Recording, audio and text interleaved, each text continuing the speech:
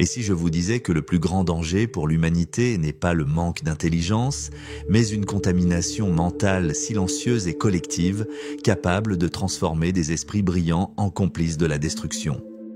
Imaginez cela, un scientifique primé diffusant des mensonges, un professeur adoré soutenant des discours de haine, un père aimant mettant ses propres enfants en danger, pas par méchanceté, mais par stupidité. Pas la stupidité que vous imaginez, mais une force invisible qui transforme des esprits brillants en marionnettes du système. C'est ce que Dietrich Bonhoeffer, un théologien luthérien, a observé dans l'Allemagne nazie. Il n'a pas vu des monstres. Il a vu des voisins, des collègues et des leaders spirituels devenir des instruments du mal par stupidité fonctionnelle. Et ce qui est le plus perturbant, ce n'est pas que cela arrive aux autres, c'est que cela arrive à des gens comme vous, comme moi, en ce moment même. C'est une théorie aussi troublante que précise. Et la comprendre peut faire la différence entre garder votre liberté mentale ou devenir une pièce de plus dans le jeu de ceux qui profitent de votre aliénation. Quand on pense à la stupidité, on a tendance à imaginer quelqu'un avec une faible capacité intellectuelle, une caricature de l'ignorance évidente. Mais cette image est un déguisement confortable. La stupidité qui menace vraiment la liberté, c'est plus subtil, plus insidieuse, et surtout, elle est collective. Elle ne réside pas seulement dans les individus, elle s'installe dans les systèmes, se manifeste dans des comportements standardisés, dans des vérités acceptées sans questionnement, dans des règles que personne ne sait pourquoi il les suit, mais il les suit quand même. La stupidité à ce niveau n'est pas une faille personnelle, c'est une force sociologique. Elle agit comme un virus qui se répand silencieusement par la culture, l'éducation, les institutions. Une fois internalisée, elle transforme le bon sens en une prison invisible. Les gens cessent de penser, non pas parce qu'ils ne peuvent pas, mais parce qu'ils n'en ont pas besoin. La société pense déjà pour eux. Ce qui est normal devient la boussole. Ce qui est acceptable devient la morale. Le tout le monde le fait devient une justification. Et ce qui est le plus effrayant, cette stupidité est au fonctionnel. Elle sert à maintenir l'ordre, la stabilité et surtout le pouvoir. Les gens qui posent trop de questions sont dangereux. Penser trop ralentit le système. La machine a besoin de pièces obéissantes, pas d'âmes tourmentées. C'est ainsi qu'on façonne le citoyen idéal pour les intérêts de n'importe quel régime, démocratique, autoritaire ou corporatif. Quelqu'un qui consomme, vote, partage et s'indigne dans les limites autorisées. Quelqu'un qui croit que penser, c'est avoir une opinion, même si cette opinion a été implantée dans son esprit par un algorithme ou un présentateur de télévision. Le résultat ? Une masse d'individus qui se croient critiques, mais qui, en réalité, ne font qu'interpréter un scénario qu'ils n'ont pas écrit. Une société où la stupidité n'est pas l'exception, elle est la structure. Et ceux qui essaient d'y échapper sont immédiatement étiquetés comme arrogants, conspirationnistes ou trop radicaux. Mais c'est justement là que réside le danger, lorsque la stupidité cesse d'être vue comme une faiblesse et devient une vertu, lorsque questionner est perçu comme une agression, lorsque penser en profondeur est interprété comme de l'élitisme. C'est ainsi qu'on façonne toute une génération qui sait tout, sauf penser par elle-même. En 1943, dans une cellule nazie, un théologien luthérien nommé Dietrich Bonhoeffer a écrit une série de réflexions qui résonnent aujourd'hui comme des prophéties. Emprisonné pour avoir conspiré contre Hitler, Bonhoeffer ne voyait plus dans la méchanceté le principal danger de son temps. Ce qu'il percevait était encore plus dévastateur, la stupidité comme force moralement active et socialement acceptée. Bonhoeffer observait autour de lui des gens ordinaires, cultivés, religieux, bien intentionnés, devenir complices d'un régime meurtrier, et non parce qu'ils étaient cruels, mais parce qu'ils avaient perdu leur capacité de discernement. Ils obéissaient, croyaient, répétaient. Et si quelqu'un osait questionner, ce n'étaient pas les soldats qui le réprimaient, mais eux, les citoyens eux-mêmes. Il a écrit « La stupidité est un ennemi plus dangereux du bien que la méchanceté. On peut protester contre la méchanceté. Elle peut être exposée, stoppée par la force. Mais contre la stupidité, nous sommes sans défense. » Cette déclaration n'était pas une exagération rhétorique. C'était le diagnostic d'un système dans lequel la pensée avait été externalisée, et avec elle, la responsabilité. Bonhoeffer voyait des professeurs défendre les doctrines nazies, des médecins participer à des expériences inhumaines, des citoyens dénoncer leurs voisins juifs, non par cruauté délibérée, mais parce qu'ils étaient devenus des agents inconscients du régime. Ils ne tuaient pas, ils croyaient simplement aux idées de ceux qui tuaient. Et le plus effrayant, ils en étaient non fiers. Car, dans la logique collective de l'époque, ils faisaient ce qui est juste. La stupidité dont parlait Bonhoeffer n'était pas une stupidité bête. Elle était obéissante, et quand l'obéissance s'allie à l'intellect désactivé, on obtient le scénario parfait pour le totalitarisme. C'est là le cœur de sa théorie, la stupidité comme choix moral, comme abandon de la conscience individuelle au confort des récits dominants. Un abandon qui, une fois accompli, transforme n'importe qui, aussi intelligent, cultivé ou sensible soit-il, en une pièce utile d'une machine de destruction. Bonhoeffer a été exécuté quelques semaines avant la fin de la guerre, mais sa théorie lui a survécu, non pas comme un avertissement sur le passé, mais comme une clé pour comprendre le présent. Car ce que Bonhoeffer a vu dans l'Allemagne de 1943 continue d'exister aujourd'hui, dans les discours prêts à l'emploi, les pensées externalisées, les certitudes que personne n'ose remettre en question. Et la question qu'il nous a laissée n'était pas « Êtes-vous une bonne ou une mauvaise personne ?» C'était « Pensez-vous encore ?» Bonhoeffer ne nous a pas seulement livré une critique, il nous a laissé une théorie et peut-être une malédiction. Car une fois que vous comprenez ce qu'il a voulu dire, il devient impossible de voir le monde comme avant. Selon lui, la stupidité n'est pas une déficience cognitive. C'est une condition éthique, un état dans lequel une personne cesse d'être l'auteur de ses propres pensées et commence à agir selon des ordres extérieurs tout en croyant agir par volonté propre. Il ne s'agit pas de QI, il ne s'agit pas d'accès à l'information, il s'agit de disposition intérieure à penser. Et cette disposition disparaît lorsque l'individu abandonne son jugement critique en échange d'appartenance, de sécurité ou de commodité. Bonhoeffer aperçut quelque chose de dévastateur. En temps de crise, de peur et d'instabilité, l'être humain tend à chercher refuge dans des systèmes qui lui promettent de l'ordre. Et pour que cet ordre fonctionne, la pensée individuelle doit être anesthésiée. À partir de là, naît le citoyen parfait pour tout système autoritaire, obéissant, convaincu et incapable de percevoir qu'il sert quelque chose qu'il ne comprend pas. Voilà la racine de sa théorie. La stupidité dans ce sens n'est pas passive, elle est militante. Le stupide ne se contente pas de croire, il défend, il répète, il persécute ceux qui pensent autrement, car il croit sincèrement qu'il est en train de sauver le monde. Il n'a pas besoin de preuves, il lui suffit de l'autorité de celui qui l'a instruit. Et voici le point le plus troublant. L'intelligence n'est pas une barrière contre cette condition. En réalité, elle devient souvent un outil au service de la stupidité. Un discours sophistiqué, des références biarronian biaisées, un usage sélectif de la logique. Tout cela peut être mobilisé pour défendre une idée jamais vraiment examinée. C'est cela, la stupidité la plus dangereuse. Celle qui a un diplôme, qui parle bien, qui récolte des likes, qui écrit des chroniques, mais qui, en profondeur, ne pense pas. Elle ne fait qu'écho. Et plus fort est l'écho, plus convaincu il devient de sa propre lucidité.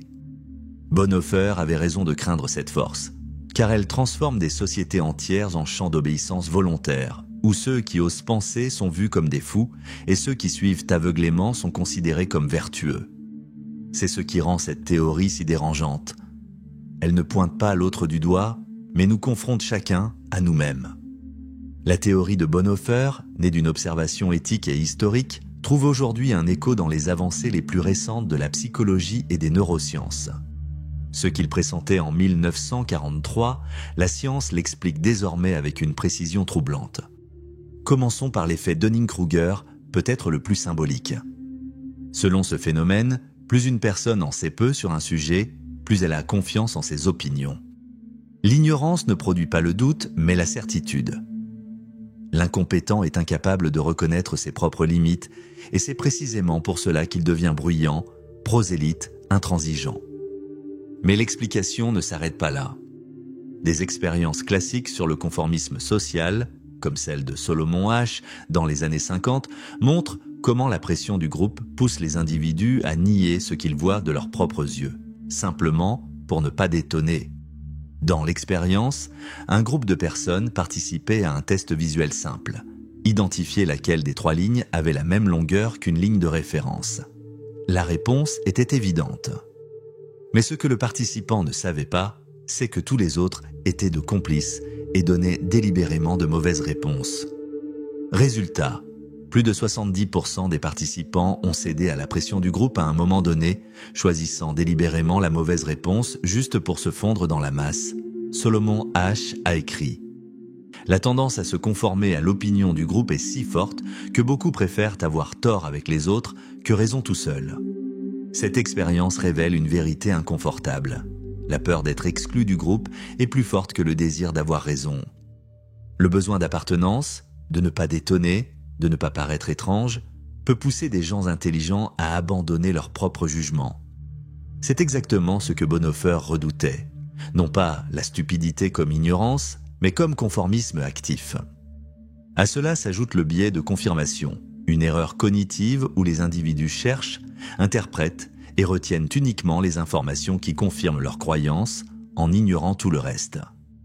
Internet est le paradis de ce biais. Les algorithmes livrent exactement ce que l'utilisateur veut entendre. Le résultat, un miroir infini de certitudes, chacun dans sa bulle, nourrissant sa propre stupidité avec des données personnalisées. Plus récemment encore, des études en neurosciences montrent que face à des informations qui contredisent leurs croyances, le cerveau réagit en activant les mêmes zones que lors de douleurs physiques. Autrement dit, penser différemment fait littéralement mal. C'est pour cela que beaucoup préfèrent le confort simple de la répétition à l'inconfort exigeant de la réflexion. Ces découvertes révèlent ce que Bonhoeffer redoutait déjà. La stupidité est un mode de fonctionnement humain prévisible, programmable et hautement exploitable. Les systèmes de pouvoir, la publicité, la propagande et la technologie ont appris à utiliser ces mécanismes avec une maîtrise redoutable. Le citoyen moyen n'est pas manipulé par hasard, il est manipulé parce que cela fonctionne ainsi. Et plus il croit être immunisé, plus il devient vulnérable. La science confirme. La lutte contre la stupidité n'est pas une guerre contre l'ignorance, mais contre l'abandon de la pensée. Contre l'impulsion de se conformer, de suivre, de simplifier. Penser est biologiquement coûteux, socialement risqué, psychologiquement douloureux. C'est pourquoi c'est si rare et si nécessaire. Une autre expérience qui confirme les intuitions de Bonhoeffer est celle, célèbre, de l'obéissance à l'autorité menée par Stanley Milgram en 1961. Milgram voulait comprendre jusqu'où une personne ordinaire irait si une autorité légitime lui ordonnait de faire du mal à autrui. Les résultats furent terrifiants. 65% des participants ont administré des chocs électriques potentiellement mortels à un autre être humain, simplement parce qu'une figure d'autorité leur avait demandé de le faire. Ils transpiraient, tremblaient, hésitaient, mais ils obéissaient. Même quand la victime criait, même quand elle semblait perdre connaissance. Milgram a conclu « L'essence de l'obéissance réside dans le fait qu'une personne se voit comme un instrument pour réaliser la volonté d'un autre et ne se considère donc pas responsable de ses actes. » Cette expérience ne faisait pas que valider la théorie de Bonhoeffer, elle la mettait en scène. Elle montrait que des gens ordinaires, sans traits sadiques, sont capables de collaborer avec le mal simplement parce qu'ils ont externalisé leur conscience. Non pas parce qu'ils sont mauvais, mais parce qu'ils ont cessé de penser. Et le plus troublant, les volontaires n'étaient pas des fanatiques, ni des monstres. C'étaient tous des citoyens ordinaires, professeurs, femmes au foyer, ingénieurs, des gens comme vous et moi. La stupidité donc n'est pas l'absence d'intelligence, c'est l'absence de conscience morale active. C'est suivre des ordres, croire aux autorités, répéter des discours sans jugement. Et quand cela devient la norme, n'importe quelle atrocité peut être légitimée par des phrases comme « Je faisais juste ce qu'on m'a dit ». La stupidité d'aujourd'hui n'est pas un accident. C'est un produit, un projet, et il fonctionne parfaitement. Nous vivons à l'ère de la distraction de masse. Pendant que vous regardez ceci, Des entreprises, des plateformes, des algorithmes mesurent votre attention, vos émotions, vos clics et ajustent en temps réel ce que vous voyez, ressentez et, subtilement, croyez. La stupidité moderne n'a plus besoin de dictateurs. Elle a des designers d'interface, des créateurs de contenu, des influenceurs sympathiques. Elle n'impose plus, elle séduit. La logique est simple. Plus vous pensez peu, plus vous devenez prévisible. Plus vous êtes prévisible, plus vous êtes manipulable. Et plus vous êtes manipulable, plus vous êtes rentable. Cette équation gouverne du fil d'actualité des réseaux sociaux jusqu'aux discours politiques formatés en slogan. Le système ne veut pas que vous pensiez, il veut que vous réagissiez. Regardez les algorithmes des réseaux sociaux. Ils priorisent ce qui génère de l'engagement émotionnel, peur, colère, indignation morale, des émotions qui désactivent la pensée analytique et activent l'instinct grégaire. Le résultat ?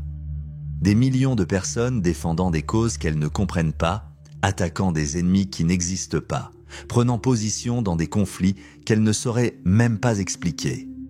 Mais ce n'est pas seulement la technologie. La machine de la stupidité passe aussi par l'éducation qui enseigne à mémoriser mais pas à questionner. Par les médias qui feignent la pluralité mais varient seulement le ton d'un même récit. Elle passe aussi par la culture qui transforme toute dissidence en discours de haine. Par le divertissement qui troque la complexité contre la stimulation instantanée. C'est un système qui récompense ceux qui crient mais fait taire ceux qui réfléchissent. Qui idolâtre l'opinion, mais diabolise le jugement critique, qui transforme toute tentative d'analyse plus profonde en élitisme, arrogance ou manque d'empathie. Nous sommes entourés par une ingénierie sociale qui promeut la stupidité, non comme un échec, mais comme un modèle idéal de comportement. Le citoyen distrait, polarisé, réactif et émotionnellement instable est le client parfait, l'électeur parfait, le salarié parfait. Et la question s'impose avec le poids que Bonhoeffer lui-même approuverait. Combien de vos idées sont encore vraiment les vôtres ? Dans un monde où la superficialité est célébrée, le silence du doute est devenu un scandale. Questionner est une offense, et penser est devenu un acte radical, oui, radical. Parce que penser vraiment exige du courage. Il ne suffit pas d'avoir une opinion. Il faut creuser jusqu'au point où l'opinion se dissout, où vous n'avez plus de certitude, mais seulement des questions plus difficiles. Cela fait peur, cela isole, cela a un prix. Celui qui pense vraiment ressent. Il ressent l'inconfort d'être toujours en marge du consensus, l'angoisse de se rendre compte que la majorité a tort et que peut-être lui aussi. La solitude de n'entrer dans aucune case idéologique, de ne pas avoir de supporters, de ne pas recevoir d'applaudissements faciles. Mais penser, aujourd'hui, est aussi un acte subversif. Parce que cela défie la logique de la machine, parce que cela refuse la vitesse du fil d'actualité, parce que cela exige de la pause, du silence, de la contemplation. Tout ce que le système déteste, tout ce que le marché ne peut pas monétiser, tout ce que la politique ne peut pas accommoder. Et c'est pour cela que celui qui pense devient vu comme une menace, comme arrogant, comme difficile à gérer, comme hors de la réalité. Parce que penser démonte les récits. Et les récits sont la nourriture de la stupidité organisée. Mais il y a quelque chose d'encore plus troublant. Aujourd'hui, penser n'est pas seulement difficile, c'est dangereux. Avez-vous remarqué comme certaines idées ne peuvent même plus être évoquées sans que la foule réagisse comme si c'était un crime ? Avez-vous remarqué comme le discours du bien est devenu un nouveau tribunal où il n'y a aucune place pour les nuances, ni pour le contexte, ni pour l'ambiguïté ? Nous vivons une époque où la plus grande hérésie est de penser de manière indépendante, où la pensée est devenue une transgression, où la quête de vérité a été remplacée par la validation sociale. Et le prix à payer pour résister à cela est élevé. Vous perdrez des abonnés, vous serez incompris, peut-être cancellé, vous serez plus seul, plus inquiet, plus mal à l'aise, mais vous serez aussi libre, authentique, incassable. Parce que quand vous récupérez votre autonomie de pensée, personne ne peut plus vous posséder. Bonhoeffer, depuis sa cellule, l'avait compris. Il savait que penser est dangereux. Mais il savait aussi que ne pas penser est fatal. Et maintenant, vous le savez aussi. Vous êtes arrivé jusqu'ici. Cela, en soi, vous place déjà hors de la moyenne. Parce que ce contenu n'est pas facile. Il n'offre pas de solution rapide. Il ne désigne pas un ennemi extérieur à haïr. Il pointe vers l'intérieur, vers l'endroit où la stupidité la plus efficace aime se cacher, dans la zone de confort de votre propre esprit. Ce que Bonhoeffer nous a laissé, ce n'était pas seulement un avertissement, c'était un choix. Il nous a montré que la stupidité, une fois installée, n'a pas besoin d'armes. Elle a seulement besoin de silence, de répétition, de bonnes intentions non examinées, de gens bien qui deviennent des agents du mal sans s'en rendre compte, simplement parce qu'ils ont cessé de penser par eux-mêmes. Et que nous reste-t-il ? Il nous reste à résister, à penser, à questionner, même si cela nous rend impopulaires, surtout quand cela nous rend impopulaires. Récupérer la pensée n'est plus une vertu, c'est une nécessité, un geste de survie intellectuelle. Parce qu'en ce temps, garder sa lucidité est un acte de désobéissance. Et la conscience critique est le dernier territoire libre dans une société qui a tout commercialisé jusqu'à l'esprit. Alors, la question finale n'est pas « Avez-vous compris la théorie de Bonhoeffer ?» La question est « Êtes-vous prêt à payer le prix de rester lucide dans un monde qui récompense la stupidité ?» Car maintenant, vous savez, et savoir a un prix. Mais il y a quelque chose de plus dangereux que de payer ce prix. Faire semblant de ne pas avoir entendu cet appel. Retourner dormir avec l'illusion que vous êtes encore celui qui pense. Se réveiller est inconfortable. Mais rester anesthésié est le véritable risque. Ne détournez pas le regard, ne vous cachez pas. Ne rendez pas cette conscience, elle est à vous. Et peut-être est-elle tout ce qu'il vous reste.